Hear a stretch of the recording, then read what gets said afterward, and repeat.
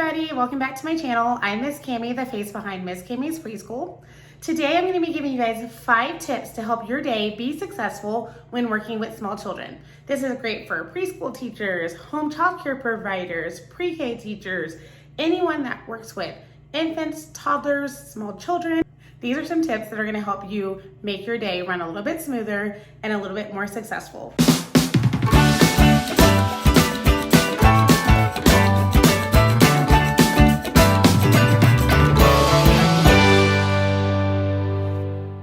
If you're new to our channel, I'm Miss Cami. I run a preschool for ages 3s, 4s, and 5s, and I run it right here from my home. I'm actually sitting in my classroom right now. It has not been cleaned up. It's the end of a day. It's Friday evening, and as we were going on through our week, we're at the end of the school year. Things are crazy. Things are hectic, and I thought to myself, what are some things that we could use to make our day a little bit more successful, a little bit easier, to help our days go a little bit smoother? When you're working with small children, things can get a little bit crazy, and I wanted to give you guys some tips that I personally use that can help your day go a little bit more smooth when you're working with small children.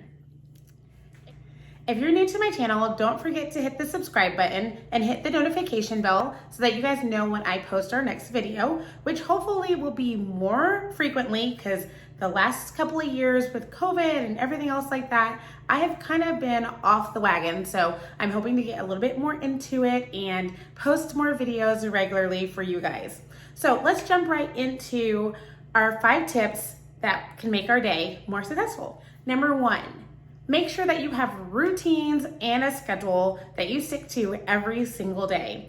The kids do a lot better in your programs if they know what to expect, what's coming up, and how the day is going to flow for them as well. Number 2, lesson planning. Making sure that you have a plan in place, a plan of action, and that you know what you're going to be doing from day to day. This is pretty important, especially if you teach preschool or pre-K, because you want to make sure that you have some sort of activity guide for your program each day. That is going to help you be successful. You won't be gathering things up throughout the morning, trying to figure out what you're going to be doing, what art and crafts activities. It'll already be planned and in place, and all you have to do is just put it out and get started. Number 3, this is a big one, especially for me, is to be prepared before each activity. You want to make sure that all your supplies, all of your tools that you're going to need for that project, for that game, diaper changing if you have infants and young toddlers that are not potty trained, everything is in place and within reach.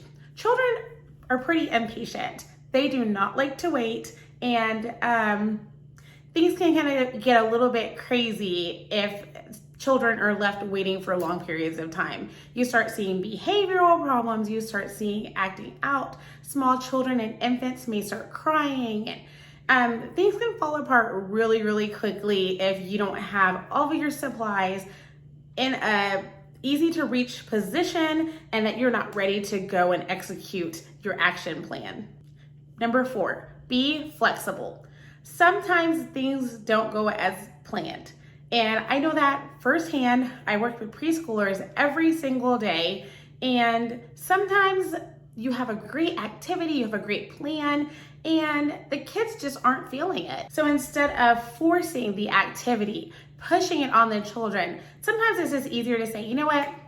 Not today. We're not going to be able to do that activity today, and move on to something that the kids may enjoy a little bit more.